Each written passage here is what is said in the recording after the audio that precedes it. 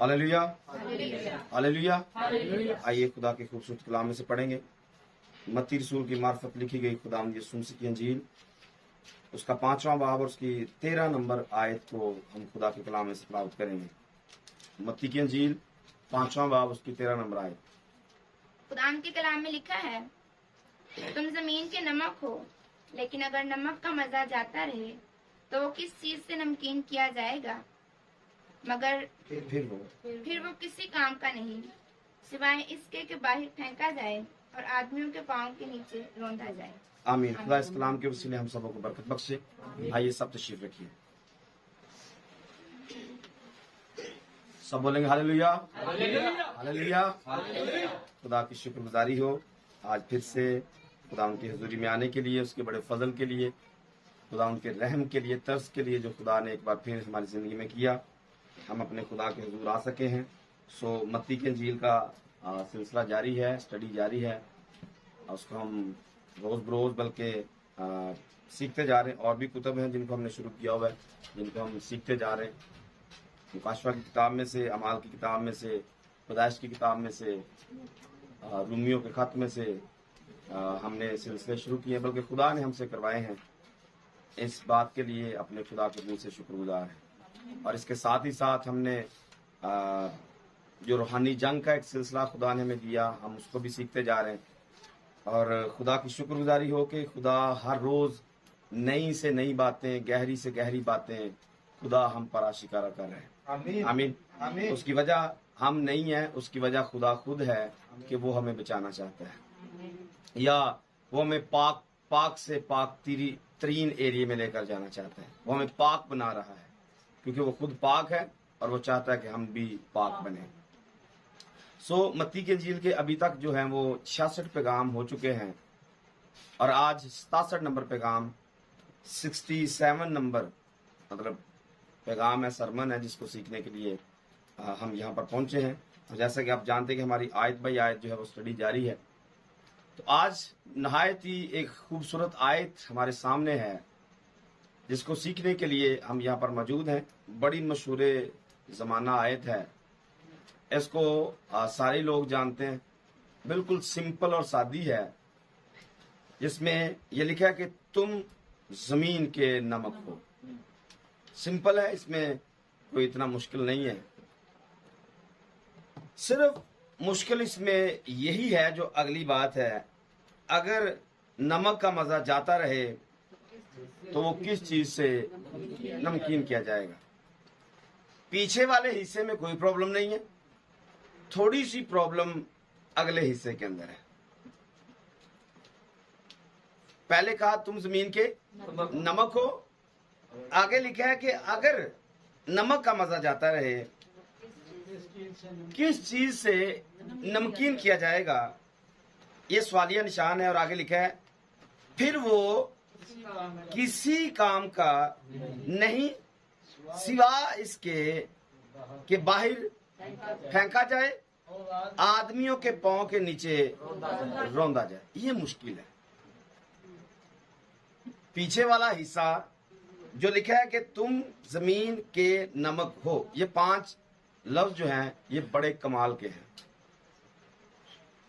5 लफ्ज जो हैं वो कमाल के हैं।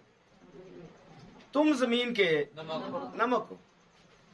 अच्छा, इसको हम ये भी डायरेक्ट कह सकते हैं, अगर ये हमारे लिए, मैं आपको कहता रहूं तुम जमीन के नमक हो, आप पढ़ेंगे तो आप मुझे कहेंगे तुम जमीन के नमक हो, फैसला नहीं हो पाएगा। आप पढ़े क्या लिखे? नहीं, वहां पर क्या लिखा है? तुम जमीन के नमक। मतलब ऐसा लगता है कि मैं सामने खड़ा हूं तो आप सारे मुझे कह रहे, तो मैं यहां से अनाउंस करूंगा तो मैं कहूंगा तुम जमीन के, तो मैं क्या हूं? अगर मैं कहूंगा कि तुम जमीन के नमक हो तो फिर मैं क्या हूं? अगर आप पढ़ेंगे कि तुम जमीन के नमक हो तो आप क्या हैं? सारे जमीन के नमक, सारे नमक है। अब फैसला आपने करना है कि आप हो या नहीं हो। मैंने कहा अगर वहां से पढ़ते रहेंगे तो आप यही दूसरे को कहेंगे भाई तू नमक है, तो मैं यहां से पढ़ता रहूंगा, मैं कहूंगा तुसी नमक। ये लड़ाई हो जाएगी। आप मुझे कहते रहो, मैं आपको कहता रहूं, ना आप मानो ना मैं मानूं, तो बात तो मानने पर आएगी अगर कोई कहेगा कि मैं जमीन का नमक हूं। बोलिए, कौन कौन? Very good. नाइल का आदमी था। अच्छा, वो छोटा छोटा पत्थर है ना, इसलिए। अच्छा, जो नमक है इसको आपने देखे, कभी देखा है ये कैसा होता है? हाँ, बताइए कैसा होता है? व्हाइट कलर का। लाल भी हाँ, पिंक भी होता है और रेड भी है, काला भी है, व्हाइट भी है। मतलब व्हाइट भी हो गया, ब्लैक भी हो गया, पिंक भी हो गया, रेड भी हो गया, और ब्लैक नहीं होता, ब्लैक भी होता है। अच्छा, अब आपने तलाश करना है आप कौन सा हो। सफेद सफेद सफेद सफेद। जी बहन रुबीना, सफेद पत्थर है, सफेद नमक है जी। आप भी सफेद, आप भी सफेद, 3 बंदे सफेद। आगे पीछे वाला छोटा बच्चा भी चिट्टा, चिट्टा नमक जी। और आप भी बहन रुबीना के साथ जाना चाहते हैं? और कौन कह रहा है? ये भी चिट्टा नमक है जी। मिक्स भी तो हो सकता है ना, लाल लाल तो चिट्टा मिक्स भी हो सकता है। अच्छा, आपको पता है ये सफेद नमक कहाँ से आता है? कहाँ से आता है? ज्यादातर क्या खिलौना के निकला। लेकिन वो सफेद नहीं आता है।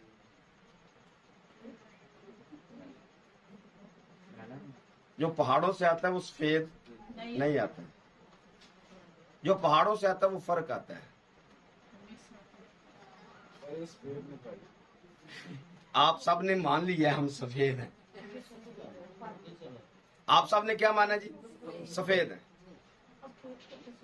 सफेद नमक, आप समझना इस बात को, सफेद नमक कहां से निकला है, कहां से आता है? मेरी बात सुन सकते? उनको भी कोई बंदा समझाया कि मेरी बात सुनो।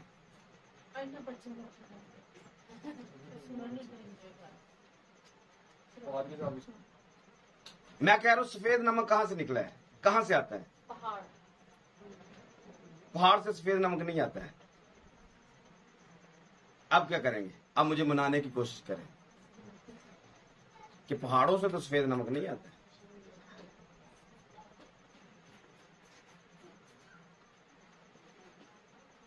बताएं, कुछ बताएं, सफेद नमक कहां से आया? जमीन से नहीं, उनके पहाड़ होते हैं बड़े बड़े।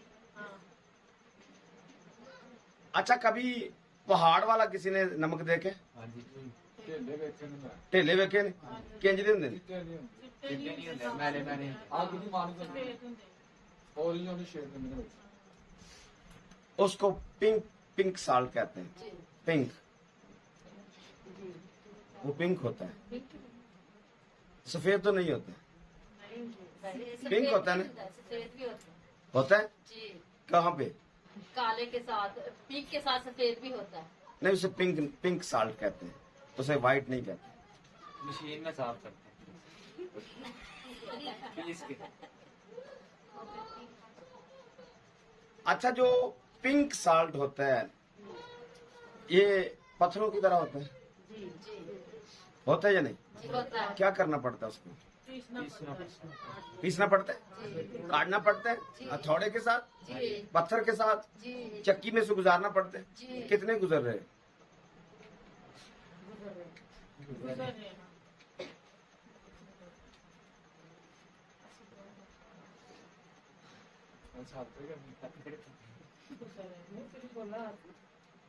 गुजर रहे। जब तक ये पत्थर पिसेगा नहीं, ये किसी काम का नहीं है। जब तक ये पत्थर, क्योंकि बड़े बड़े ढेले होते हैं, आप एक आपने हंडिया बनानी है, आप कितना पत्थर डालेंगे उसमें? सारे का सारा पत्थर उसमें डाल देंगे? उसको क्या करना पड़ेगा? इस्तेमाल में लाने के लिए सबसे पहले उसे तोड़ना पड़ेगा, तोड़ना पड़ेगा, उसको पीसना पड़ेगा, और पीसने के बाद फिर वो काबिल कबूल है या इस्तेमाल के काबिल है। अगर हम जमीन के नमक हैं, कितना हम अपने आप को पीस रहे हैं? पहला सवाल है। नंबर 2 पर जो वाइट साल्ट है, इसको समुद्री नमक कहा जाता है। ये समंदर से निकलता है। ये खाने के काबिल नहीं होता, ये नुकसान देता है। जिसको आयोडीन नमक, मिला हुआ नमक कहते हैं। आयोडीन नमक जो होता है, ये नुकसानदेह नमक है, ये नुकसानदेह। और प्लानिंग के साथ इसको बनाया गया है। सबसे पहले मंसूबाबंदी जो की जाती है, बच्चों को कम पैदा करना है, उसको मद्देनजर रखते हुए इस आयोडीन नमक का इस्तेमाल किया गया या बनाया गया। नंबर 2 पर लोगों को शुगर करने के लिए। नंबर 3 पर लोगों का बीपी खराब करने के लिए इस आयोडीन नमक को बनाया गया है, ताकि स्ट्रक्चर जो है पूरे का पूरा बदन का तबाह बर्बाद हो जाए। आपने शायद पहले सोचा हो ऐसा, लेकिन इसकी तहकीक कीजिएगा। आयोडीन जो नमक है, शुरू में जब ये आया था तब हम बहुत छोटे थे, और तब से मैंने इस बात को सुना था। हमारे बुजुर्ग इसको नहीं खाते थे, क्योंकि जब ये आया था तो तब ये मशहूर हो गया था कि ये बच्चे कम पैदा करने के लिए मंसूबाबंदी की गई है। यानी कि बदनों को खराब करने के लिए, बदनों का बीपी का लेवल खराब करने के लिए, शुगर लेवल खराब करने के लिए इस नमक को दुनिया में रखा गया है। खुदा को नहीं था पता कि मुझे इस नमक को समंदर में नहीं, दुनिया के लिए, खुशकी के लिए रखना है। इंसानों को इतनी हिकमत मिल गई कि उन्होंने समंदर से नमक को निकाला और लोगों को पेश कर दिया, ये खाओ। याद रखिए, ये इंसान की बेवकूफी की हद है कि उन्होंने अपने ही लिए मुसीबत जो है खड़ी की है। इंसानों को कमजोर करने के लिए, मारने के लिए, बीमार रखने के लिए ये प्लानिंग की है, और इसके पीछे प्लान इबलीस का है, क्योंकि वो लोगों को तबाह करना चाहता है, मारना चाहता है, नस्ल को खत्म करना चाहता है। लेकिन जो खुदा की मर्जी है उसको ये रद्द नहीं कर सकता है। याद रखिए, जो पिंक साल्ट है, इसके बारे में मैंने सीखा है, इसको जाने देंगे। इसके बारे में मैंने सीखा है, अगर आप इसको प्रॉपर 3 महीने अपने घर में इस्तेमाल करना शुरू कर दें, आपको किसी दवाई की जरूरत नहीं, आपका बीपी और शुगर ऑटोमेटिकली सेट हो जाएगा, सिर्फ इस नमक को इस्तेमाल करने से। बीपी का, शुगर का मसला बिल्कुल सेट हो जाएगा।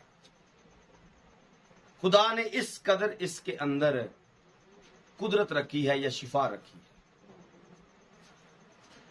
आप आजमा के देखिएगा, आप जरूरत से ज्यादा, आप हल्का सा नमक पीते पानी में डाल के, आप थोड़ा सा ज्यादा नमक डालिए, एक गिलास के अंदर घोलिए, उसको पी लीजिए। आधे घंटे या घंटे के बाद आपका पेट साफ होना शुरू हो जाएगा। इस कदर ये पावरफुल चीज है, आपका मैदा ये साफ कर दे। लेकिन इसको हटाया गया ताकि लोगों के मैदे खराब किए जाए, और जब मैदा खराब होता है फिर शुगर का प्रॉब्लम बहुत ज्यादा जल्दी शुरू होता है। मैं आपको सिर्फ वो नमक दिखा रहा हूं जो कुदरती नमक है, जो इंसानों के खाने के लिए बनाया गया, और इसको दरमियान से हटाया गया ताकि दुनिया में बीमारी लाई जा सके, कारोबार बढ़ाए जा सके, फैक्ट्रियां लगाई जा सके, शुगर के लिए अद्वियात बनाई जा सके, बीपी के लिए अद्वियात बनाई जा सके, लोग कमजोर से कमजोर होते जाएं और इन बीमारियों में मर जाएं। और पीछे सिर्फ वजह नमक है, सिर्फ वजह एक नमक है। खुदा ने कुदरती तौर पर इंसान के अंदर नमक को रखा हुआ है। आप फील करें, बंदे को पसीना आता है, आपके कभी मुंह में लगता है, आपको समझ में आता है, ये नमकीन होता है। अच्छा, जब बंदा ज्यादा काम करता है उसके बाद थक क्यों जाता है? अंदर से पसीना आ आ के नमकियात खत्म होती है, फिर बंदे का बीपी लो हो जाता है। अंदर से नमकियात खत्म हुई तो बंदे का बीपी लो, और बंदा जिधर पड़ा है उधर ही गिर जाता है। अगर धूप में काम कर रहा है तो 1 मिनट के लिए छांव मिलती है, उसी टाइम उसकी आंख बंद हो जाती है, वो सोना शुरू हो जाता है। क्यों?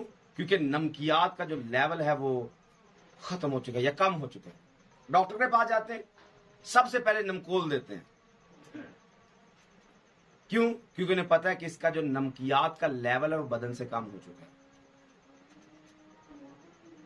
नमकियात का लेवल अगर बदन से कम हो जाए बंदा मर जाता है। बीपी जब बिल्कुल नीचे चला जाता है तो बंदा मर जाता है।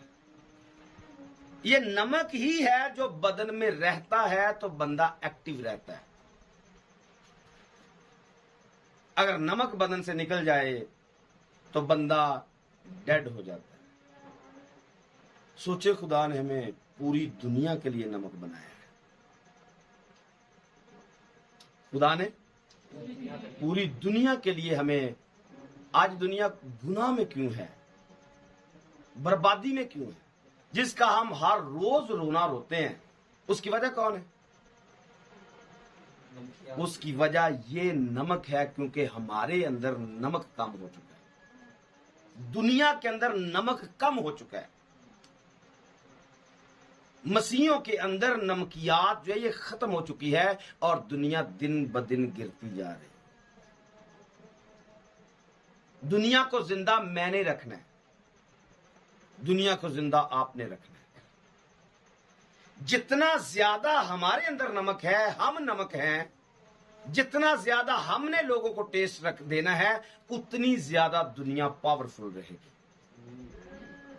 इस गुनाह के पीछे, गुनाह का सबब मैं हूं, इस दुनिया के बर्बाद होने का सबब मैं हूं। मैं पूरी मसीही कौम से मुखातिब हूं। इस दुनिया के बर्बादी का सबब आप लोग हैं, क्योंकि आपने अपनी कदर को खो दिया है। इस नमक की वैल्यू को समझे। जैसे समुद्री नमक आर्टिफिशियल लेकर रखकर इंसान के बदन को तबाह किया गया, ठीक इसी तरह इब्लीस ने आर्टिफिशियल तालीम को दुनिया में राइज करके दुनिया को बर्बाद किया है।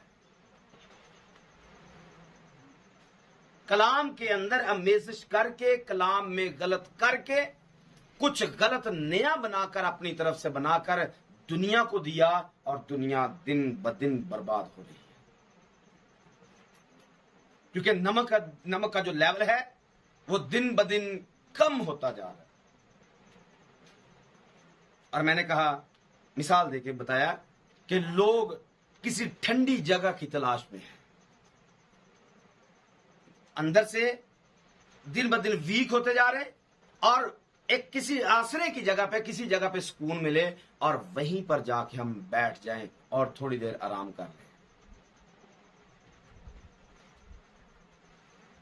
आज लोग मंदिरों पे जाते हैं, आज लोग दरगाहों पे जाते हैं, आज कोई किसी दर पे जा रहा है, कोई किसी दर पे जा रहा है, कोई किसी दर पे जा रहा है। क्यों जा रहे हैं? उसके पीछे वजह मैं, उसके पीछे वजह पूरी मसीही कौम है। क्योंकि अगर इब्तदाई कलीसिया जो कर रही थी, जो नमक का टेस्ट दे रही थी, तो गैर कौमों के लोग दूर दूर से इनके पास आते थे और इनके बदनों से कपड़े छूकर अपने बीमारों को लेकर अच्छा कर देते थे। आज गैर कौमें क्यों नहीं आ रही? क्योंकि मसीहत के अंदर टेस्ट नहीं रहा है। मसीहत ने दूसरे लोगों का तरीका अपनाया है। मसीहत दूसरे लोगों की तरह दिखना शुरू हो चुकी है। मसीहत अपने आप को दूसरे मज़हब की तरह दिखाना चाहती है। हम गैर अक़वाम की तरह दिखना चाहते हैं। कोई शाहरुख बनना चाहता है, कोई मधुरी बनना चाहता है। आइडिये सब चेंज हो चुके हैं। क्यों? कलीसिया आज कलाम से हट चुकी है। कलीसिया आज किसी दुनिया की रंग रलियों में जा चुकी है। मैंने कहा 5 लफ्ज बहुत अच्छे हैं। तुम जमीन के नमक हो, लेकिन अगर नमक का मजा जाता रहे, किस चीज से नमकीन किया जाएगा? सिवा, लिखा फिर वो किसी काम का नहीं, सिवा इसके कि वो बाहर कलीसिया को देख के कहां पर फेंकी हुई है। आज कलीसिया कहां पर है? रुल रहे, रो रहे, पिस रहे हैं। दिन ब दिन कर्जा लिया जाता है, कर्जा उतारने के लिए कर्जा लिया जाता है, उस कर्जे को उतारने के लिए कर्जा लिया जाता है, और फिर उसको उतारने के लिए सूद लिया जाता है, सूद पर सूद लिया जाता है। हर चीज बिक जाती है पर सूद उतरता नहीं है। ये आज की कलीसिया की हालत है। आज की कलीसिया इस कदर पिस चुकी है,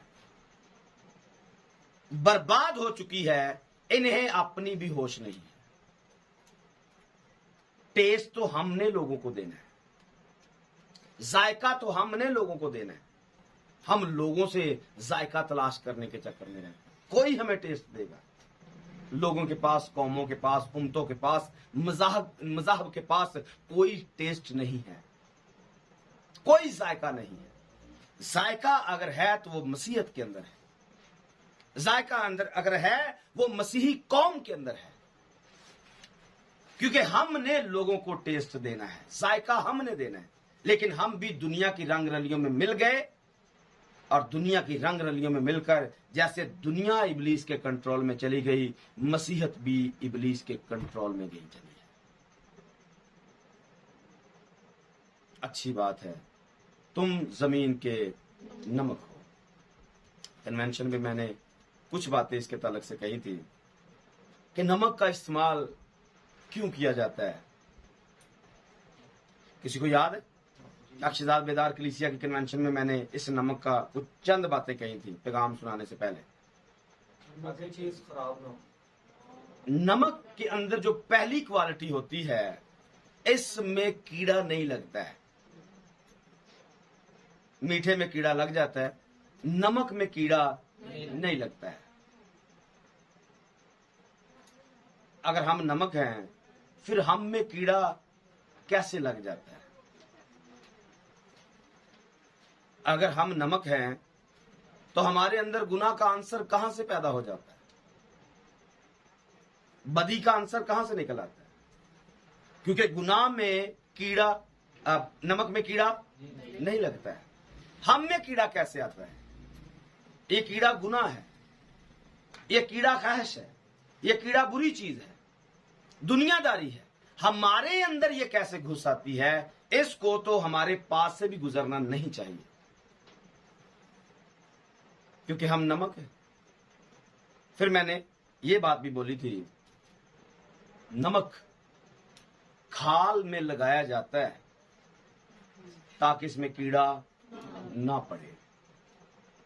कसाई जानवर करते हैं, ज़िबा करते हैं, ज़िबा करने के बाद खाल उतारते हैं, और पहला काम क्या करते हैं? उसके ऊपर नमक छिड़कते हैं। नमक छिड़कने का मतलब खाल खराब ना हो। मुझे कहां क्यों रखा गया है जमीन पर? ताकि मैं खाल के अंदर नमक लगा सकूं। मैं जहां पर भी जाऊं, लोगों के कीड़े बाहर निकलना शुरू हो जाएं, या कीड़ा पड़े ही ना। कीड़ा कब पड़ेगा? जब खाल में नमक नहीं लगेगा। अगर खाल में नमक लग गया तो कीड़ा लगने का सवाल ही पैदा नहीं होता है। हाँ, अगर नमक के साथ साथ भी कीड़ा लग गया है तो मतलब क्या हुआ, नमक ठीक नहीं है, नमक के अंदर जायका नहीं है, इसलिए कीड़ा लग गया है। हमने अपने आप को जज करना है, अपने आप को देखना है। मैंने शुरू में कहा नमक कितनी क्वालिटी का है, काला नमक है, व्हाइट नमक है, पिंक है, रेड है। रेड उसी को बोलते हैं, रेड होता नहीं है, रेड उसी को पिंक ही कहते हैं, ब्लैक बोला है। हमने अपने आप को देखना है कि हम क्या है। सबसे बेहतरीन खालिस नमक जो है इंसान की जरूरत के लिए वो पिंक साल्ट होता है, जो खुदा ने इंसान को दिया है ताकि इंसान उससे तंदुरुस्त होता हुआ न रह सके। ये सब्जी में डाला जाता है, हमारे बदन में जाता है, ताकि जितने गैर जरूरी या तजाबियत बनाने वाली चीजें हैं ये उनको अंदर से गाल के खत्म कर देता है, जाया कर देता है। इसलिए हम रोटी खाते हैं, खाते पीते हैं, सब कुछ ऐसे लगता है मतलब उते चढ़न है, फिर गैस कब्ज ये वो मसले मसाइल। उसकी वजह पीछे सिर्फ ये नमक। और पंसारी क्या करते हैं, इसी खालिस नमक को लेते हैं और उसमें अजवाइन को डालते हैं, काला नमक डालते हैं, घुमा घूम के ये फकिया खाओ, एक चम्मच खाओगे हड्डी पत्थर गल गुल के साफ, ऐसा ही वो बोलते हैं। और पीछे वजह क्या है, नमक है। जो नमक हमारी जरूरत होती है जब वो बदन में उतर जाता है तो बदन ठीक होना शुरू हो जाता है।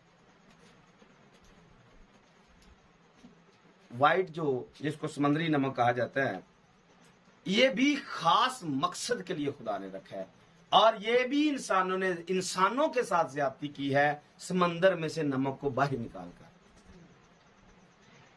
पहले तो जो जरूरी था उसको बंद किया, नंबर 2 पर जो समंदर के लिए जरूरी था, इंसानों के लिए नुकसानदेह था, उसको बाहर निकाला। समंदर में क्यों रखा गया, ताकि समंदर के अंदर जितनी भी बदबू है, जितनी भी, उसको बिल्कुल खत्म किया जाए। अगर आप इस नमक को समंदर से सारे के सारे को बाहर निकाल देंगे, दुनिया के अंदर मछलियों की या जानवरों की इतनी ज्यादा बदबू फैलेगी, इंसान इससे खुद ब खुद मर जाएंगे। खुदा ने समंदर के अंदर नमक रखा ताकि इंसान महफूज रहे, लेकिन इंसान ने चालाकी क्या की, उस नमक को बाहर निकाला ताकि किसी ना किसी तरीके से इंसान को नुकसान पहुंचे और ये मरे। तो खुदा की बनाई हुई चीजों को इंसान धड़ाधड़ बिगाड़ने की कोशिश कर रहा है। जो खुदा ने दिया इंसान के लिए उसको बंद, और जो जानवरों के लिए दिया ताकि जानवर भी महफूज रहे, समंदर भी ठीक रहे, इंसान भी महफूज रहे, उसको राइज किया दुनिया के अंदर ताकि हर तरीके से इंसान का नुकसान हो। आप मेरी बात समझ रहे? इसको रूहानी मायनों में लेंगे, जो तालीम खुदा ने दी फायदे के लिए दी, लेकिन इंसान ने क्या किया, चालाकी के साथ उस तालीम को खत्म करके दूसरी तालीम उसकी जगह पे रखी ताकि इससे भी नुकसान हो और दूसरी से भी नुकसान हो। पीछे रीजन क्या, इंसान मर जाए। रीजन सिर्फ एक ही है, इंसान मरे। सुबह के पैगाम में हमने सीखा एजेंडा क्या है, इंसान को मारना। इबलीस गुस्से में उतरा, चाकू छुरियां कांटे बना बना के लोगों को तरीके सिखाए, जादू मंत्र सिखाए, जड़ों का इल्म दिया, जड़ों में क्या क्या पाया जाता है, ये सारी चीजें हमने आज के पैगाम में सीखी। मकसद पीछे क्या था, इंसान को मारना, इंसान को खत्म करना, इंसान जो खुदा की सूरत पर है उसको तबाह बर्बाद करना। इबलीस तब से काम कर रहा है, तब से उसने ये दुनिया में अपने करिंदे छोड़े हुए हैं। किसी ना किसी तरीके इंसान दिन ब दिन बर्बाद बर्बाद बर्बाद होता जाए। आपको पता है बाइबल कहती है कि इंसान की उम्र कितनी है? 70 कुव्वत हो तो 80 इंसान की उम्र 70 साल है। कुव्वत हो तो ये कुव्वत रहने नहीं देते हैं। ये लोगों का एजेंडा क्या है कि ना बदनों में कुव्वत रहे और ना ये 80 तक पहुंचे। आज इंसान 40, 50 या 60 के पास जाते ही कुव्वत खत्म किसने की है? इबलीस ने प्लान करके कुव्वत इंसान की तबाह की है। आज छोटे छोटे बच्चे कह रहे हैं मेरे लक च पीड़ हुंदी है। एक वक्त था जब 80 साल का बाबा भी ये नहीं कहता था कि मेरे लक च पीड़ हुंदी है। क्यों? क्योंकि तब वो देसी घी खाते थे, देसी चीजें खाते थे, असली चीजें खाते थे। लेकिन आज क्या है? आज अंडे आर्टिफिशियल, सब्जियां आर्टिफिशियल, गोश्त आर्टिफिशियल, जिसका भी उल्टा नाम लेंगे चाइना। लहसुन आपका चाइना बन गया, गोभी आपकी चाइना बन गई, जिसका भी नाम लेंगे China China China China China. ये चाइना क्या है? इबलीस का घर। चाइना क्या है? हर तरह की 2 नंबरी का अड्डा।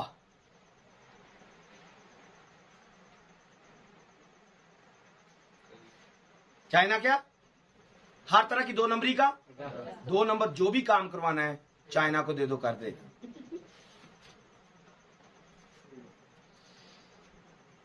उसकी बनाई हुई चीजें हम यूज कर रहे हैं, कितने दिन चलेंगे? मोबाइल के बारे में इनकी एक बड़ी मिसाल कायम है, चले तो सालों साल, वरना एक ही काल पे ये खराब हो जाता है, और चल जाए तो फिर चलता रहे। ये मोटरसाइकिल बनाए चाइना ने, कहने को मोटरसाइकिल है, हकीकत में ये साइकिल से भी बुरे हैं। ये साइकिल से भी बुरे हैं।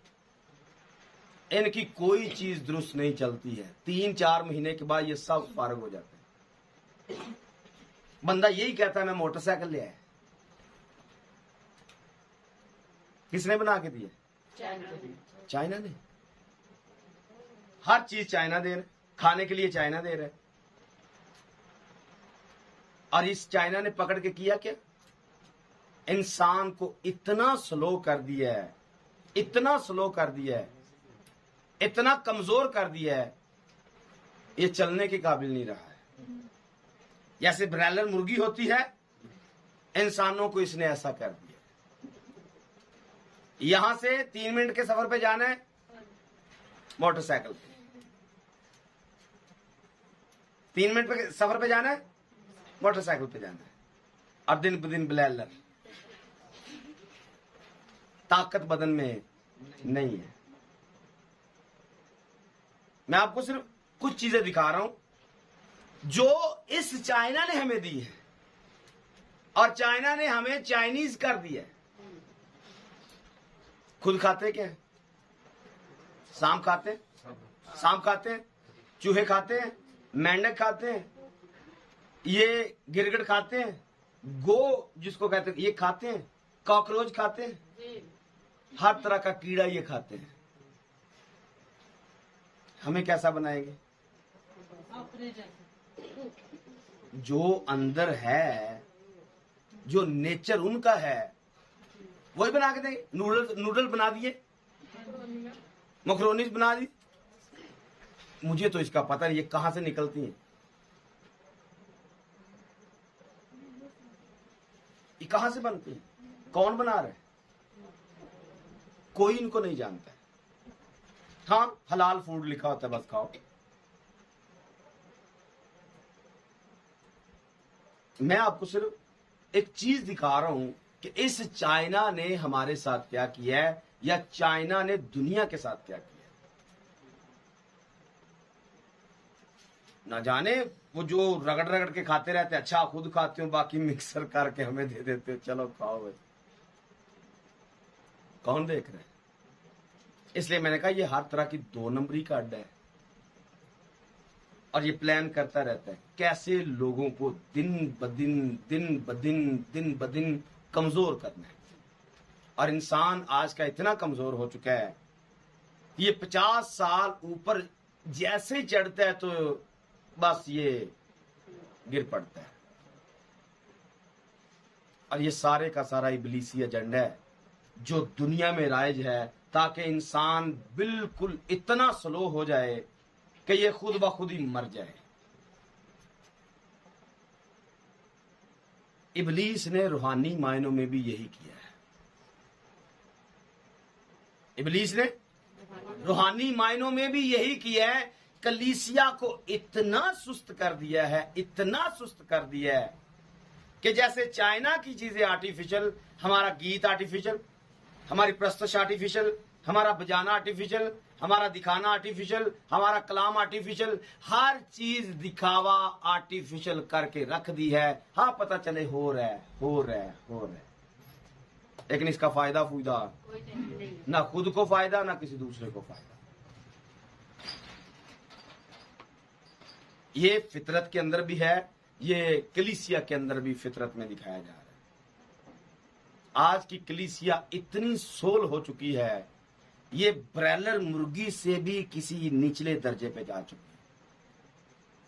कितने मिनटों के ऊपर ये घर है जिसमें इबादत चलती है? कितने मिनट लगते हैं? आबादी के पहला घर कहां पर है, उधर से लेकर यहां से कितने मिनट में यहां से बंदा यहां पर पहुंच जाता है? 2 से 3 मिनट में। इतने कमजोर हो चुके हैं, 2 मिनट अपने कदमों पे चल के यहां नहीं आ सकते। इससे ज्यादा हालत पतली क्या हो सकती है? अच्छा, इसको तो छोड़े, 2 चर्च और भी यहां पर है। पुराना वक्त था, कोई चर्च नहीं आता था, लेकिन चर्च वक्त पे खुलता था। चर्च सुबह 4 बजे खुल जाता। मेरे नाना जी इसको खोलते थे, हमारे गांव की बात है। सुबह 4 बजे खोल देते थे, और जिसका दिल करता था सुबह 7, 6, 7 बजे तक चर्च खुला रहता था। कोई आए, आके दुआ करे, चला जाए, आए, चला जाए। रात को भी खोल देते थे, जिसका दिल करता चर्च में आए, दुआ करे, चला जाए। आज वो सिस्टम खत्म हो चुका है। चर्च सिर्फ वक्त पे खुलते हैं, वक्त पे बंद हो जाते हैं। आर्टिफिशियल हो चुकी है, हर चीज आर्टिफिशियल हो चुकी है। किसने किया है? इस नमक ने किया है, क्योंकि नमक जिंदगियों में से खत्म हो चुका है और दुनिया स्लो, जैसे मैंने कहा, बदन से नमक जाता रहता है, बंदा वीक वीक वीक हो जाता है। आज की कलीसिया से ये नमक खत्म हो चुका है, या खत्म, बिल्कुल खत्म नहीं हुआ, लेकिन खत्म होने के बिल्कुल करीब आ चुका है। फिर इसके बाद क्या होगा? अगला प्रोसेस क्या है? इसको कहां पर फेंकना है? बाहर, वहां डालो जहां आंखों का रोना और दांतों का। जी हाँ, इस नमक का यही अंजाम है। आइए कुछ बातें और पढ़ लेते हैं, हवाला जात के साथ पढ़ लेते हैं, क्योंकि कुछ बातें जुबानी थी, कुछ बातें खास मतलब सीखने वाली और भी हैं। कुछ पॉइंट मैंने आपके सामने रखने हैं, इनको जरूर समझिएगा। नमक का जिक्र बाइबल मुकद्दस में कैसे कैसे आया है? पहले तो हमने जो हवाला पढ़ा, ये डायरेक्ट हमारे लिए है। अब हम कुछ चीजें ये देखेंगे, खुदा ने नमक का बाइबल मुकद्दस में कैसे कैसे इस्तेमाल किया है, और हम कौन सा नमक है। मैंने आपको 2-3 नमक पहले हमने अकाउंट किए, अब मैं फर्क वाला नमक बताने लगा हूं कि बाइबल में नमक कैसे कैसे इस्तेमाल हुआ है और कैसा कैसा नमक बाइबल में रखा हुआ है। आइए पहला ही हवाला पढ़ेंगे, आपको नमक नजर आएगा। पैदाइश की किताब में से 19वां बाब, उसकी 26 नंबर आयत को देखिए। मगर उसकी बीवी ने उसके पीछे से मुड़कर देखा और वह नमक का सतून बन गई। दोबारा पढ़िए। मगर उसकी बीवी ने उसके पीछे से मुड़कर देखा और वह नमक का सतून बन गई। ये भी कह सकती है, यीशु जी मैं भी नमक। आपने जो नमक बोला था, बाकी तो यीशु कोई नमक नहीं है। देख ले, तेरा कलाम मेरी जिंदगी में पूरा है, देख मैं नमक हूं। कह सकती है नहीं? सारे बोलिए ना। सारे नमक बोलिए, मैंने क्या कहा? क्या ये यीशु को कह सकती है या नहीं? कह सकते हैं। यीशु जी मैं भी नमक हूं। आप भी कह सकते हैं यीशु जी मैं भी नमक हूं। कैसा? जैसा लूत की बीवी है। ऐसा आप जी ऐसा करो।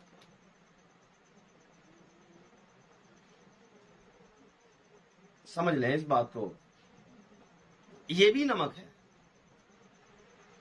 ये भी कह सकती है यीशु तेरा कलाम मुझ पर सादिक आता है, बाकी तो कोई नमक बना नहीं है, देख मैं नमक बन गई। क्या हम ऐसा नमक है? या ये जो बाइबल में हमने ऊपर पढ़ा है 5वें बाब में, ये वाला नमक है? ये नमक तो आज तक टेस्ट दे रहा है। लूत की बीवी आज तक अपना जायका दे रही है। जब भी बात करते हैं फौरन समझ में आता है ए लून बनी केंज। हम ये वाला भी नहीं मानना चाहते, ऊपर वाले का टेस्ट भी हमारे अंदर नजर नहीं आता है। फिर कौन सा नमक है? अगर लूत की बीवी वाला भी हम नहीं है और यीशु मसीह ने जो कहा वो भी हम में नहीं है, फिर हम कौन सा नमक? और दिखाऊं? आइए एक और देखते हैं। इस्तिस्ना की किताब में चलेंगे, 29वां बाब। ये पूरे का पूरा पढ़ने वाला है 29 बाब, लेकिन जल्दी करने के लिए 22 आयत से पढ़ेंगे। पुरानी वाली पुश्तों में और आने वाली पुश्तों में मैं तुम्हारी नस्ल के लोग, मैं तुम्हारी नस्ल के लोग जो तुम्हारे बाद पैदा होंगे, और परदेसी भी जो जो दूर के मुल्क से जो आएंगे, दूर के मुल्क से आएंगे, जब वो इस मुल्क की बलाओं और खुदावन की लगाई हुई बीमारियों को देखेंगे। और ये भी देख आमीन आमीन। इसको सुनिए, लिखा है परदेसी भी जो दूर के मुल्क से आएंगे, जब वो पाकिस्तान में लगी हुई बीमारियों को देखेंगे।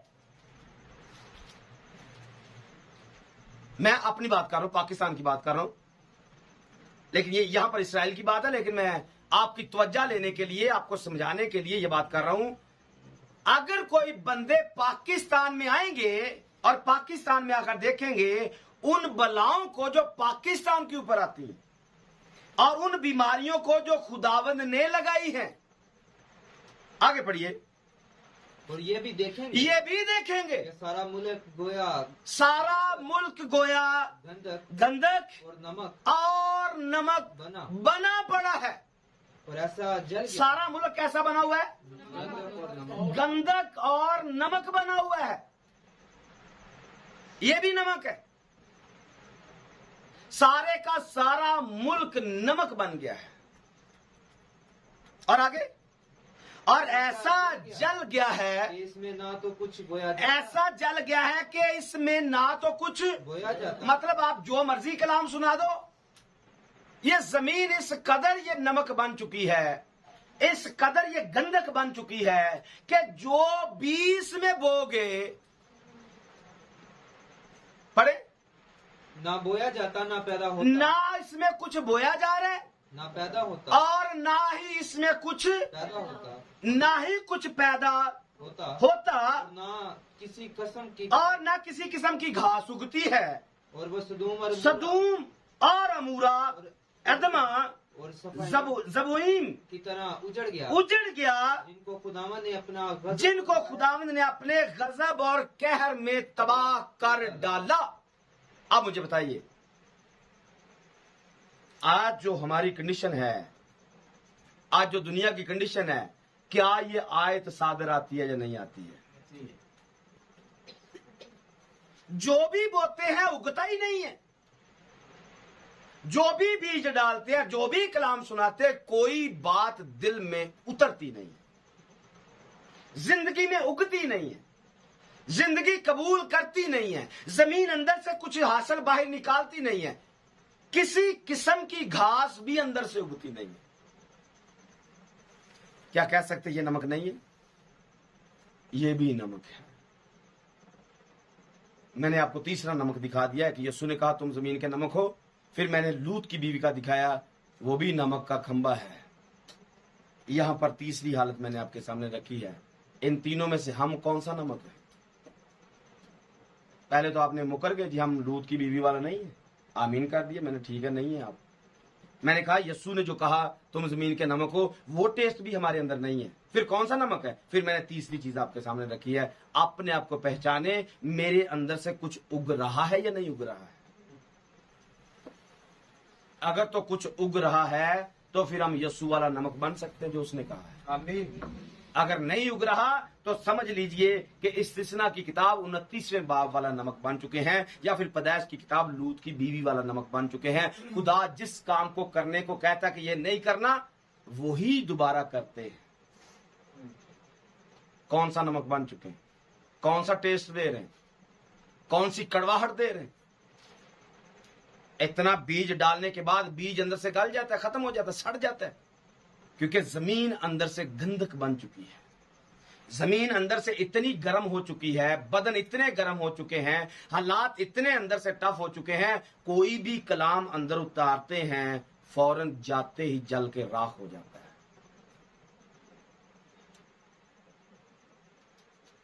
नमक की शिद्दत यही कुछ करती है। जब नमक की बदन के अंदर शिद्दत आ जाती है, कुछ भी उगता नहीं है। आप बहरे मुर्दार को देखिए, उसकी हालत क्या है? बंदे को बीच में डूबने नहीं देता। वजह? क्योंकि उसमें नमक बहुत ज्यादा है। नमक इतना ज्यादा है, बंदा जितना मर्जी वजनी उसके अंदर गिराओ, एक दफा नीचे जाके फिर से ऊपर उठ जाता है, वो अंदर डूबने नहीं देता है। यही हाल इस जमीन का है। जब नमक की शिद्दत अंदर ज्यादा बढ़ जाती है, गंधक अंदर ज्यादा बढ़ जाती है, जो भी कलाम अंदर डालोगे एक दफा तो ऐसे करके गिरेगा, टक करके गिरेगा और जाते ही जल के राख हो जाएगा, ये उगेगा नहीं। आज जिंदगियों की हालत इस नमक जैसी बन चुकी है। जो भी कलाम सुनाते हैं जल कर राख हो जाता है। पहचाने अपने आप को, मैं कौन सा नमक हूं। 3 मैंने नमक आपके सामने रखे, जैसे हमने 3 पहले अकाउंट किए थे, अब 3 मैंने आपके सामने रख दिए। लूत की बीवी नमक है, ये गंधक और नमक है, और यीशु मसीह ने कहा नमक है। तीनों में से हम कौन से हैं? आगे बढ़ेंगे, कुछ और बातें। खरूज की किताब में इस नमक का इस्तेमाल किया गया है। 30 बाब की 35 नंबर आए थे। और नमक मिलाकर उनसे बूंदी की हिकमत। आप सिर्फ पॉइंट नोट कर लीजिए, ये बखूर की बात है। बखूर जब खुदा ने कहा कि आपने बनाना है, तो खास बखूर के अंदर खुदा ने इस नमक को भी रखा अपनी पसंद के लिए। दूसरे लफ्जों में यूं कहें, खुदा की पसंदीदा चीजों में से एक चीज नमक है, जिसको खुदा अपने लिए पसंद करता है। आप अगर अपने आप को देखेंगे, अपने बदन को देखेंगे, तो ये बदन किसका मकदिस? खुदा का मकदिस। और इस मकदिस में आने से पहले उसने इस बदन के अंदर उसने नमक को रखा है, क्योंकि खुदा इससे प्यार करता है, नमक को पसंद करता है। नमक का जायका खुदा खुद लेना चाहता है। नमक खुदा की पसंदीदा ग़िज़ा में से एक ग़िज़ा है। नमक जो है खुदा की पसंदीदा ग़िज़ा में से एक ग़िज़ा है। ये बात मैंने एक दफा पहले भी शायद किसी पैगाम में नहीं कही, लेकिन शायद किसी से मैंने ऐसे ही बोली थी कि खुदा ने किसी कुर्बानी के अंदर मीठा नहीं मांगा है। खुदा ने किसी कुर्बानी के अंदर मीठा नहीं मांगा। जितनी भी कुर्बानियां शरीयत में होती थी, आप पढ़िएगा, आपको शायद मुश्किल से कुछ चीज मिले। मुझे तो नहीं ऐसी मिली। मैं इसमें कंफर्म अपने आप को नहीं करता, लेकिन मुझे नहीं मिली है। अगर आपको मिले तो जरूर बताइएगा, ताकि मेरे इल्म में जरूर इजाफा हो सके। हाँ, एक जगह पे लिखा हुआ है मीठा खाने के लिए लिखा हुआ है। मीठा मना नहीं है, शहद मना नहीं है, खजूर मना नहीं है, लेकिन मैं कुर्बानी की बात कर रहा हूं कि कुर्बानी में खुदा ने डिमांड नहीं की कि आपने ये वाला मीठा लेके आना है। जैसे हम मीठे चावल दे देते खुराक के अंदर, मिठाई ले आते, खुदा की डिमांड के अंदर ऐसा नहीं है। हाँ, मीठा काबिल कबूल कैसे? या मिठाई काबिल कबूल कैसे है? क्योंकि जब हम अनाज की बात करते हैं, मैदे की बात करते हैं, तो मैदे की कुर्बानी खुदा ने रखी हुई है। और ये मिठाई जो है ये मैदे की मतलब चीजों से, मैदे से बनती है, इसलिए ये उस सूरत में खुदा के हुजूर चढ़ाई जा सकती है। क्योंकि मैदे की जो चीजें हैं खुदा उनको पसंद करता है, तेल वाली चीजों को पसंद करता है, खुदा रोटियों को पसंद करता है, खुदा चावलों को भी पसंद करता है, क्योंकि ये अनाज की कुर्बानी है। और इसके लिए देखिए अहबार की किताब को पढ़िए, अहबार की किताब 2 बाब निकालिए।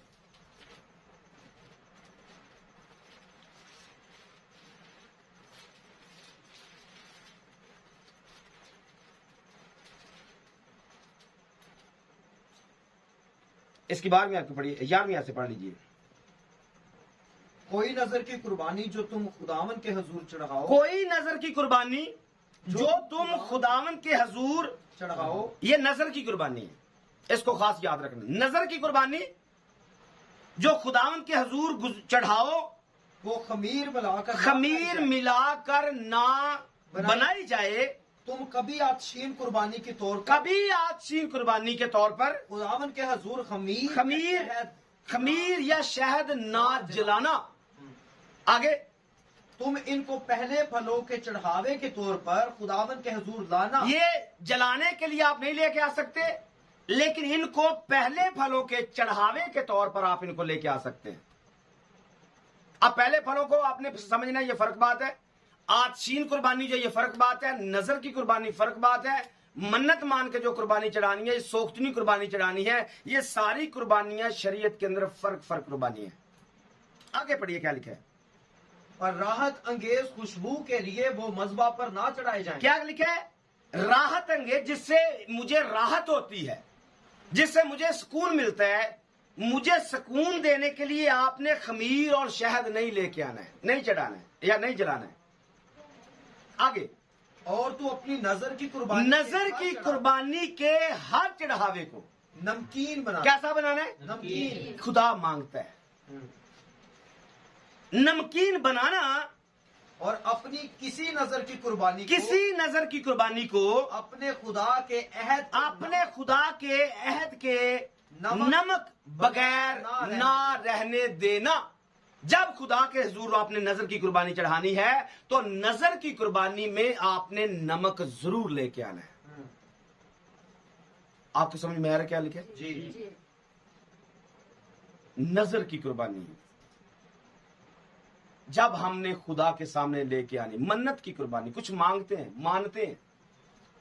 इस बात के लिए भी मैं बहुत जोर देकर तो बात नहीं करूंगा, लेकिन सिर्फ कह सकता हूं कि इस बात में भी लोग अदमे मार्फत से हलाक हो रहे हैं। मन्नतें तो मान लेते हैं, लेकिन मन्नत मानने के बाद खुदा को देना क्या है, इसकी तालीम नहीं दी गई है।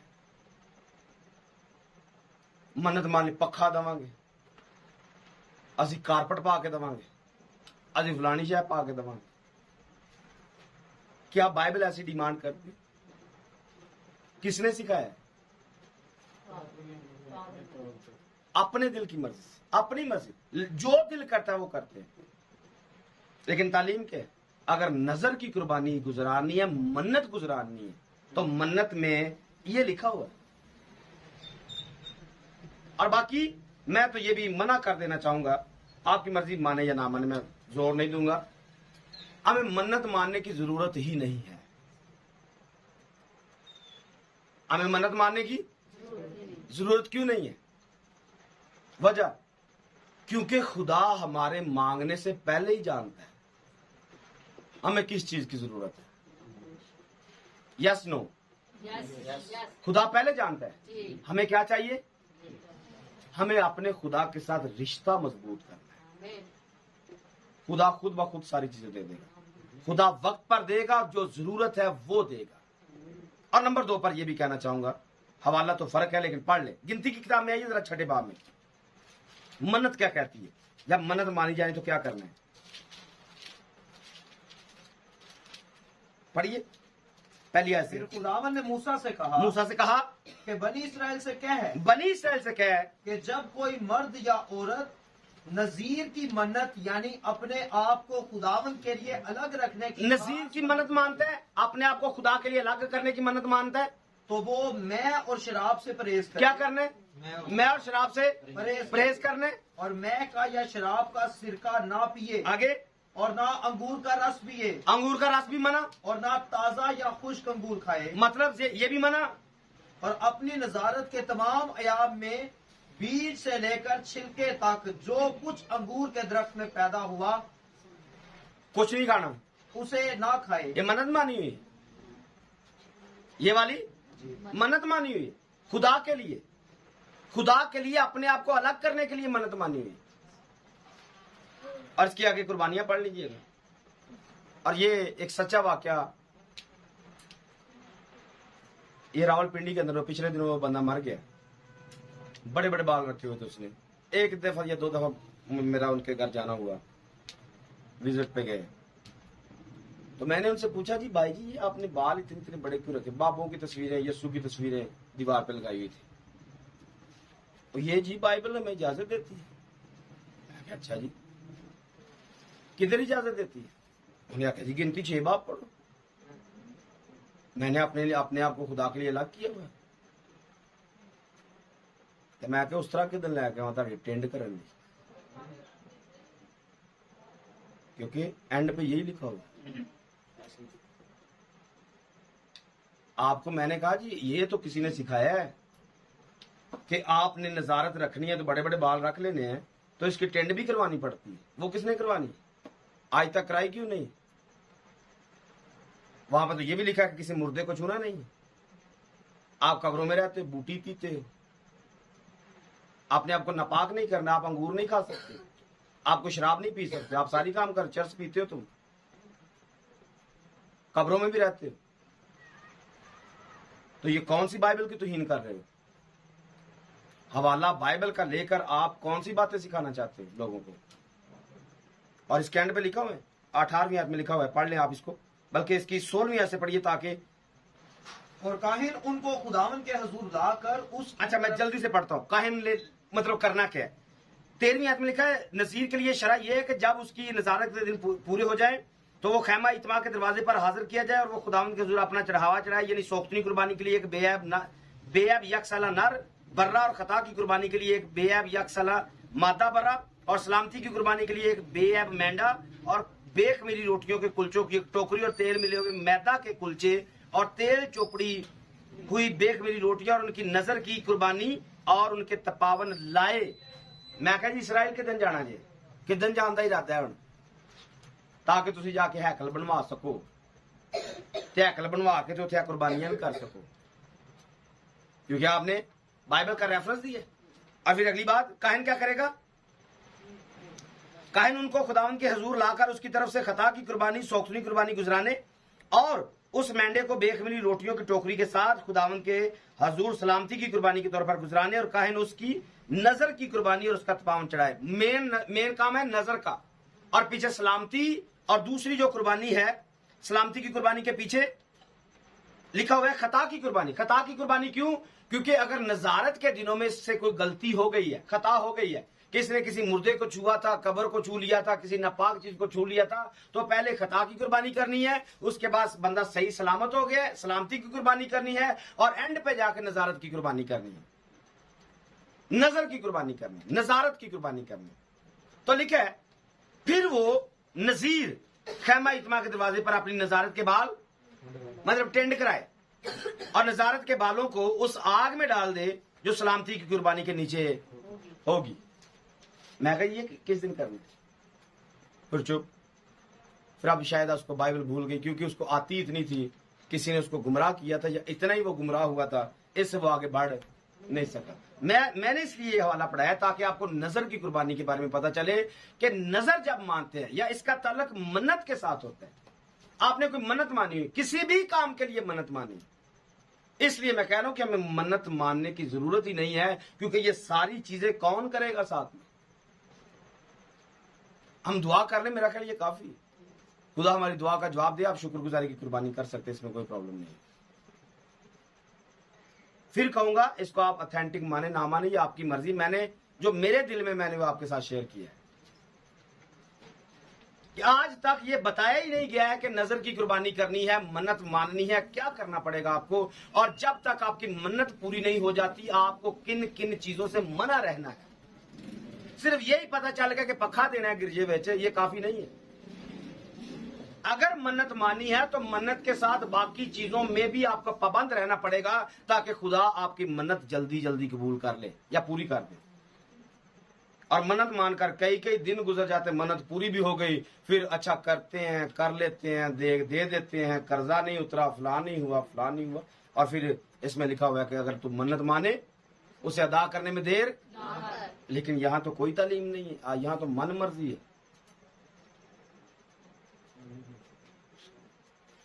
यहाँ तो मन मर्जी चल रही है, जिसका जो दिल करता वो कर रहे हैं। लेकिन मैंने आपको समझाया नमक के लिए, नमक जो है नजर की कुर्बानी में नहायत जरूरी है। खुदा नमक को पसंद करता है, इसलिए खुदा ने मुझे और आपको जमीन पर नमक बना के रखा हुआ है। और मेरा ख्याल ऐसा भी हो सकता है अगर कोई कुर्बानी चढ़ाना चाहता है वो हमें साथ लेके जाए। अगर कोई शुक्रगुजारी की कुर्बानी करना चाहता है, नजर की कुर्बानी करना चाहता है, हमें साथ लेकर जाए।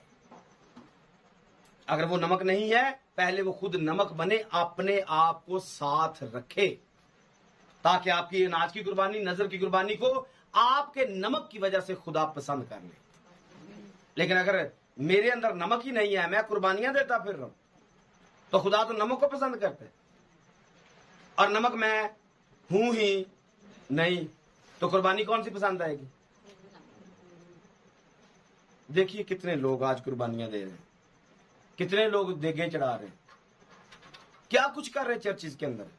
कभी किसी ने सोचा मेरी कुर्बानी पास हुई है या नहीं हुई है? कभी किसी ने खड़ा करके पूछा है पादरी साहब दसो मैं देख दे रहा पूरी हुई है या नहीं, ये कबूल भी हुई है या नहीं? अगर ये कबूल होती है उसका तरीका क्या है? मेरी कुर्बानी पास है या फेल है, इसका तरीका क्या है? काहिन के बारे में लिखा तूने मार्फत को रद्द किया, तूने, इसलिए लोग अदमे मार्फत से हलाक। काहिनों ने, पादरियों ने तालीम को छोड़ दिया, उन्होंने लोगों को सिखाना ही छोड़ दिया, लोगों की मन मर्जी है। जैसे कुजात की किताब में लिखा उन दिनों में कोई बादशाह ना था और जिसका जो दिल करता था वो करता था। आज यही हाल मसीहत का हो चुका है, और करने वाला पीछे कौन? इबलीस का वो एजेंडा है जिसको तालीम को बर्बाद करके रख दिया ताकि मसीहत भी गिर जाए और दुनिया भी गिर जाए। 5 लफ्ज मैंने शुरू में कहा था, बड़े अच्छे, तुम जमीन के नमक हो, बड़े फायदे, बेशुमार फायदे। लेकिन अगर इसका नमक का मजा चला गया, आपकी कुर्बानियां फारग, आपके हदिये फारग, आपकी शुक्रगुजारियां फारग, कोई चीज काम आने वाली नहीं है। अगर मेरे अंदर नमक का मजा, एक ही काम है, आदमियों के पैरों के नीचे रौंदे जाए, बस कुछ और बातें। कुजात की किताब में देखिए नमक और भी आपको समझ में आएगा। मैंने जो लिखा है इसके लिए वो सफाई के लिए लिखा हुआ है कि नमक सफाई के लिए इस्तेमाल किया जाता है। पढ़िए नामे बाब की 45 आयत को।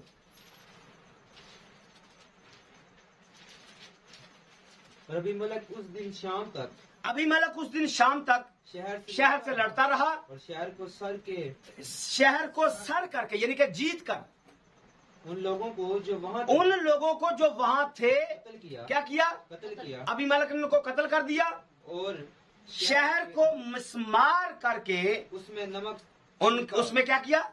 नमक छिड़कवा दिया। क्यों छिड़कवाया? ताकि जो कत्लो गारत हुई है, जो खून खराबा हुआ है, इस खून खराबे की बदबू, स्मेल जो है, ये खत्म हो जाए, ताकि कोई बीमारी ना फैल सके, शहर साफ कर दिया जाए। हमें क्यों रखा गया इस जमीन के ऊपर? ताकि दुनिया में कोई बीमारी ना फैल सके, दुनिया में गंदगी ना फैल सके। लेकिन अगर नमक का ही मजा चला गया तो ये नमक ही गंदगी बन गया, तो इसको साफ कौन करेगा? नमक ही अगर गंदगी बन गया, आज कलीसिया जो नमक थी ये गंदगी की तरफ जा चुकी है। जैसे दुनिया गंदी है वैसे ही नमक भी गंदा हो चुका है। और पढ़िए, क्योंकि मैं इस पर ज्यादा बात नहीं कर रहा हूं, क्योंकि टाइम हमारा हो चुका है। दूसरा सलातीन 2 बाब की देखिए 20 आयत को, इसमें आप पढ़ेंगे, बड़ी खास बात है। उसने कहा मुझे एक नया प्याला, बल्कि इसकी 19 आयत को पढ़िए, पीछे खास बात थी। फिर उस शहर के लोगों ने अलीशा से कहा जरा देख ये शहर कैसा। आज भी कोई कह सके, किसी खादम को खड़ा करके कह सके, बता सके, पादरी साहब देखो ये इस्लामाबाद शहर किस अच्छी जगह पर है, कैसा खूबसूरत शहर है, लेकिन इसकी हालत क्या है, जिसे हमारा देख हमारा खुदावंद देखता है। हालत क्या है, पानी कैसा है, खराब है, और जमीन बंजर है। कोई तो हो जो उठे, जो किसी पादरी को, खादम को खड़ा करके दिखा सके हमारे इलाके की हालत देख, हमारे इलाके की हालत देख। कोई तुझ में रूहानियत नजर आती है इस पूरे इलाके में? किसी को देख, चेक करके हमें सिखा, बता। देख पानी खराब है, और जमीन बंजर, देख तालीम खराब है, देख जमीनें बंजर हो चुकी हैं, जमीनों में कुछ भी उगता नहीं है, कुछ भी सुना देते हैं, ये उगता नहीं है। जैसे मैंने पहले बताया, जमीनें अंदर से गंधक और नमक बन चुकी हैं। जो भी कलाम जिंदगी में फेंकते हैं जलकर राख हो जाता है। कोई तो किसी पादरी को बोले कि खादम जी, उस्ताद जी, पादरी साहब जी, इस चीज को देखो, हमारे इलाके की हालत क्या है, हमारे घर की हालत क्या है। किसी पादरी को खड़ा करके, अपने दरवाजे के ऊपर खड़ा करके सारे लोगों की तरफ तवज्जो दिलाओ, पादरी साहब ये सारे चेहरे इनको देखो, सबका जरा चेकअप करके दिखाओ,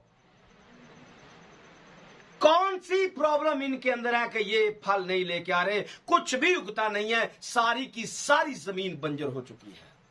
रहते खूबसूरत शहर में है, इस्लामाबाद के अंदर है, लेकिन इनके अंदर से उगता कुछ भी नहीं है। फिर क्या होगा? उसने कहा मुझे एक नया प्याला, मुझे एक प्याला नया लेकर दो या ला दो, और उसमें नमक डाल, उसमें क्या करो, नमक डाल। ये कुलिया है।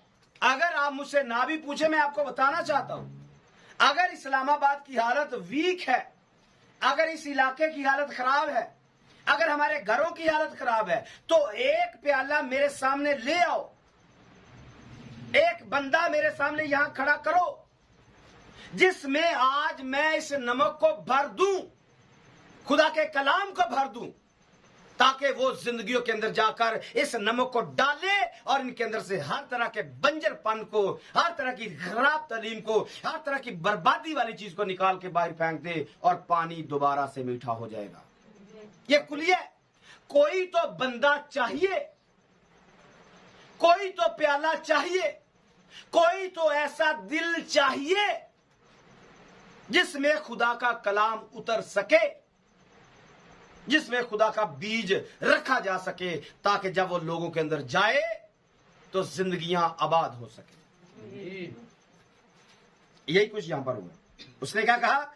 वो उसे उसके पास ले आए, और फौरन उन्होंने क्या किया? और वो निकल कर पानी के जिस्म, क्या हुआ? उन्होंने किया क्या? समझे, जैसे उसने प्याले का कहा तो प्याला उसके पास नहीं आया, शायद आ जाता नहीं है। कोई प्याला पास आता जिसमें कहे जी मेरे अंदर नमक भरो, मैं जाना।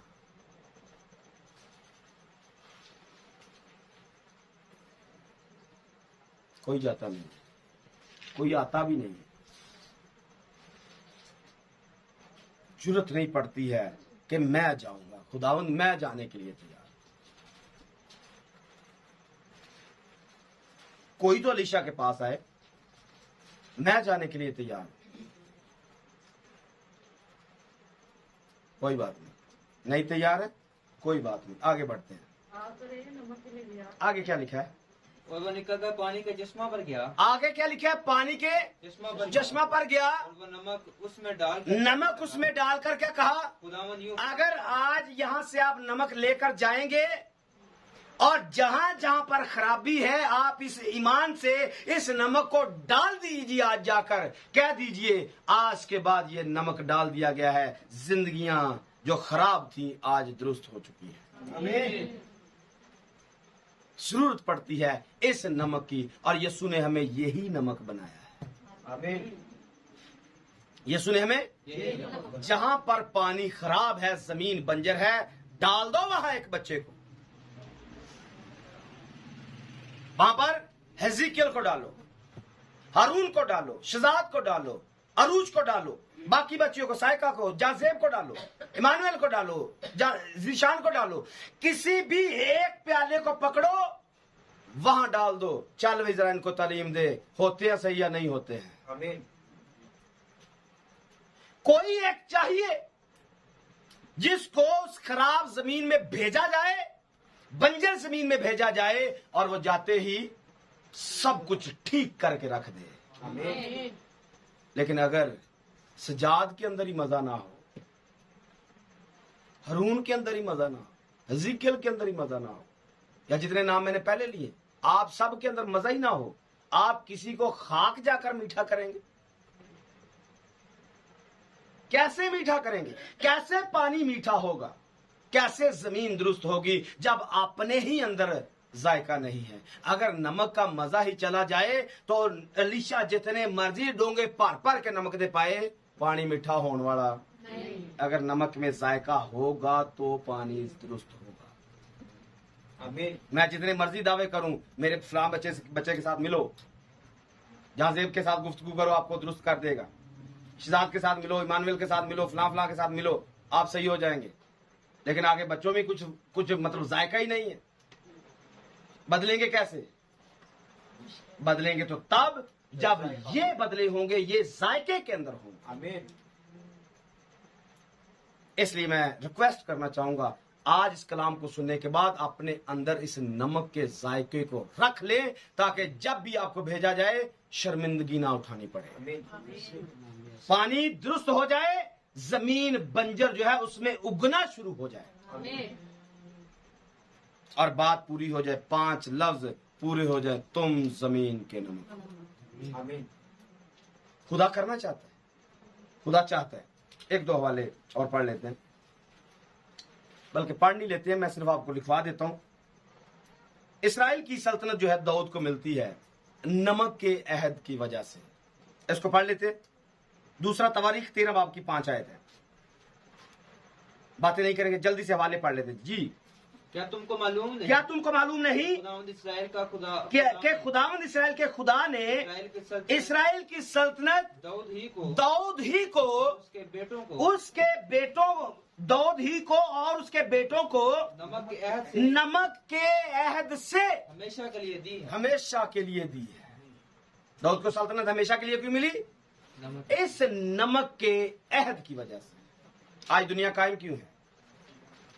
मैंने कहा मेरी वजह से, मैंने पहले कहा था आपकी वजह से, क्योंकि वो नमक मैं और आप हैं, और खुदा का अहद हमारे लिए है। जब तक हम इस जमीन पर मौजूद हैं, जमीन बर्बाद नहीं हो सकती है, जमीन तबाह नहीं हो सकती है। आप पैदाइश की किताब में पढ़ते हैं, खुदा ने अपनी कमान को कहां पर रखा? कहां पर रखा? बोलिए, कहां पर रखा है? बादलों में। और बादलों में जो कमान है, ये खुदा का अहद है। और आज खुदा का अहद किसके साथ है? खुदा का अहद, नमक का अहद मेरे और आपके साथ है। तुम जमीन के नमक हो, और जब तक मैं इस जमीन पर हूं, दुनिया बर्बाद नहीं हो सकती है। आमीन। क्योंकि खुदा का अहद मेरे और आपके साथ है। आमीन। पहले खुदा को इस अहद को दरमियान से उठाना पड़ेगा, फिर दुनिया को बर्बाद करेगा। जैसे वहां पर कमान उसने बादलों में रखी।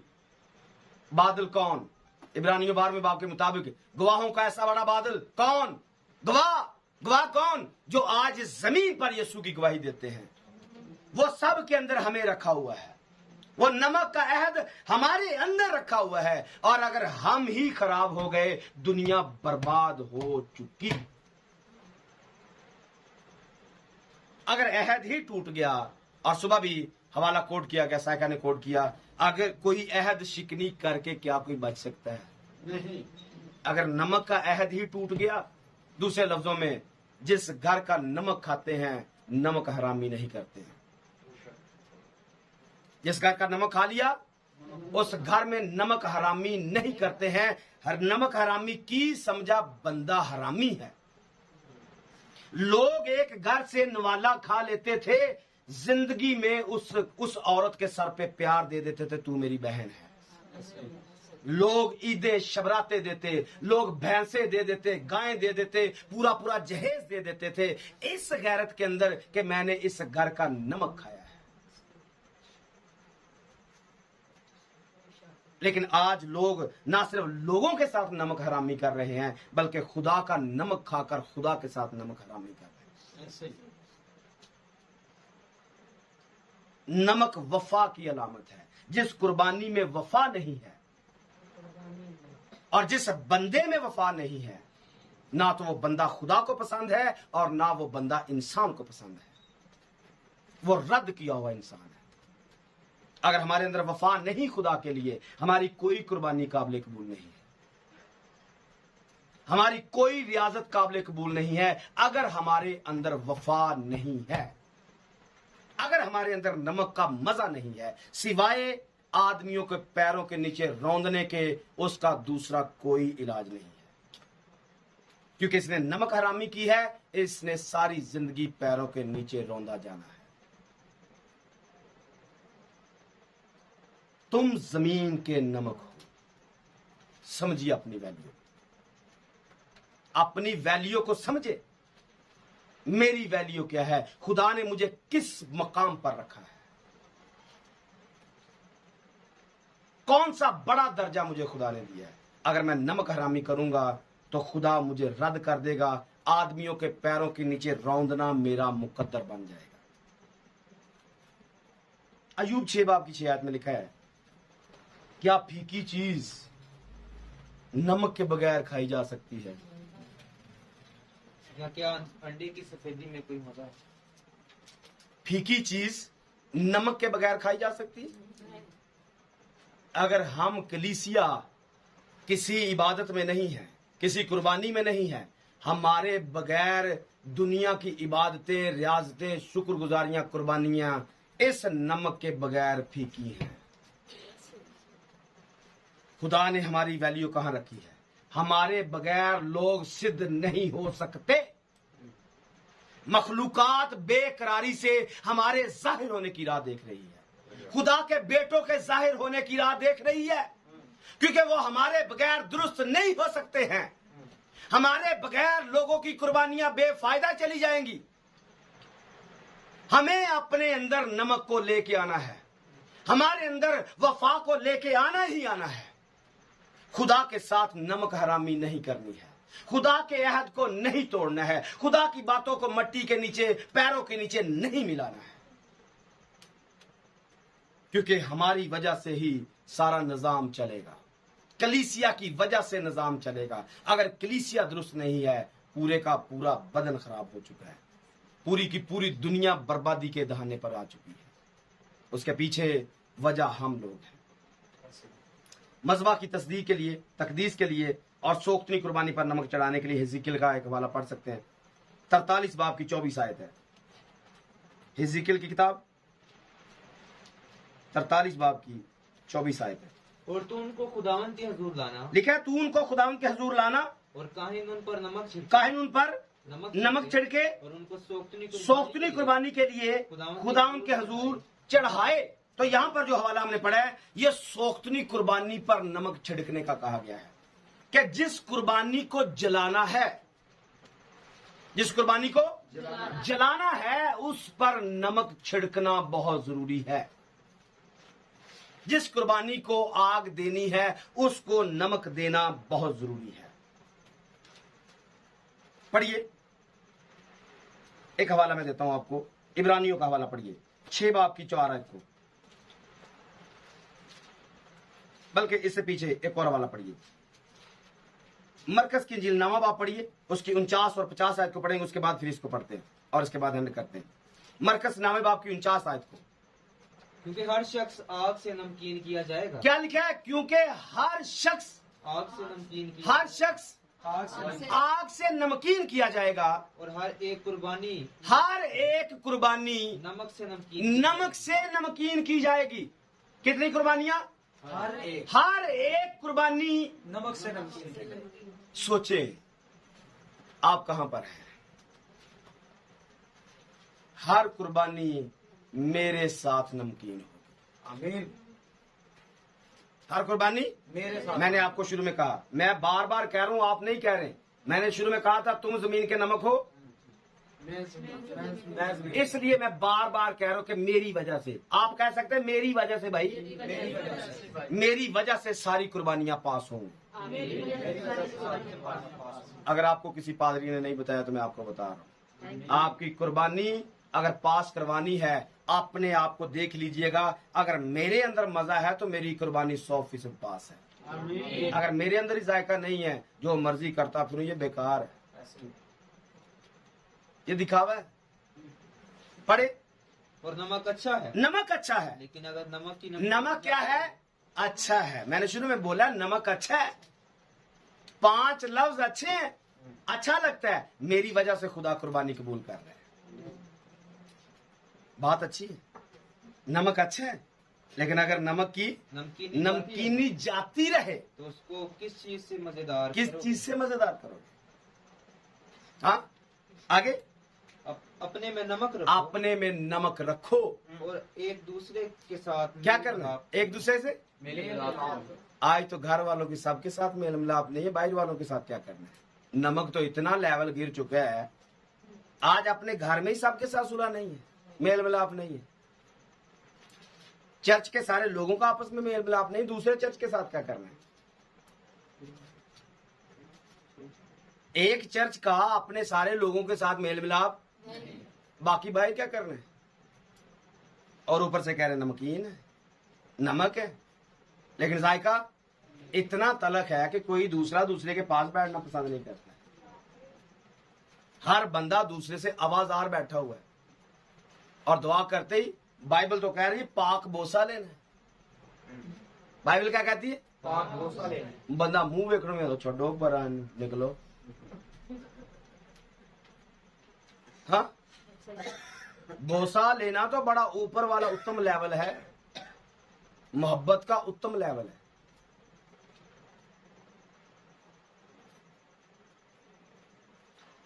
आपको समझ में आ रहा है जी। आपने गौर किया मैं अपनी बेटी के सर पे चूमता हूं जी। ये बाइबल की आयत पूरी करता हूं, पाक बोसे के साथ। आपको बेटी मानना पड़ेगा, फिर आप किसी के साथ पाक बोसा ले सकते हैं, बाकियों का नहीं लेता हूं। एक दिन लिया था छोटी बेटी का, अपना स्नेलका के सर पे प्यार दिया था मैंने। मुश्किल होता है किसी के सर पर भोसा देना, मुश्किल होता है। आपको बहन के लेवल पे, बेटी के लेवल पे जाकर भोसा देना पड़ता है। लेकिन आज कलीसिया हाथ मिलाने से जाती है, पढ़ो वे क्या पर। लेकिन यहां पर नमक का मजा क्या है? इस कदर मिठास जिंदगी में हो, आपको हर बेटी बेटी नजर आए, हर बहन बहन नजर आए, हर भाई भाई नजर आए, फिर जाकर आप कह सकते हैं मेरे अंदर नमक मौजूद है। फिर आप वफा से भी बरे होंगे, आप अहद से भी बरे होंगे, आप दुनिया के अंदर भी फिट रहेंगे, खुदा के साथ भी फिट रहेंगे। लेकिन अगर नमक का मजा ही निकल गया तो फिर किसी काम का भी। आज कलीसिया इसीलिए किसी काम की नहीं रही क्योंकि अंदर से वो सिस्टम जाता रहा, वो सिस्टम तबाह हो चुका है जिस सिस्टम पर इब्तदाई कलीसिया कायम थी। पढ़िए इब्रानियों 6वां बाब, उसकी 4वीं आयत को पढ़ना है, उसके साथ दूसरा पत्रस 2 बाब की 20 आयत को पढ़ना है। ये 2 हवाले पढ़ के स्पेंड करते हैं। क्योंकि जिन लोगों के दिल एक बार रोशन हो गए, वो आसमानी बख्शिश का मजा चख चुके और रूहुल कुदस में शरीक हो गए और खुदा के उम्दा कलाम, आइंदा जहान की कुव्वतों का जायका यहाँ पर रखा हुआ है। ये नमक का जायका पड़ा हुआ है। उम्दा कलाम ये जायका है हमारा। अगर उम्दा कलाम का जायका हमारे अंदर से चला गया, सिवाय जूतियों में रहने के हमारा कोई भी ठिकाना नहीं है। हर बंदा थू थू करेगा, हर बंदा जूती मारेगा, हर बंदा आपको पांव के नीचे रखेगा। देखिए तेरी औकात है, किन्ना तू अहद ते कायम रहने वाला है, किन्ना तू हलाली है या हलाल करने वाला है। हर बंदा आपको जूते की नोक पे रखेगा, क्योंकि आपकी जगह यही है, क्योंकि आपने अहद को तोड़ा, आपने नमक के अहद की वैल्यू को नहीं समझा, आपने वफा को नहीं समझा, इसलिए कलाम ने आपको रद्द कर दिया। और आगे लिखा हुआ है, अगर वो बरगश्ता हो जाए, उन्हें तौबा के लिए फिर नया बनाना। ऐसे शख्स के लिए तौबा का कोई दरवाजा खुला हुआ नहीं है, याद रखिएगा। ऐसे बंदे के लिए तौबा का कोई भी, मुआफी का कोई भी मौका बाकी नहीं है।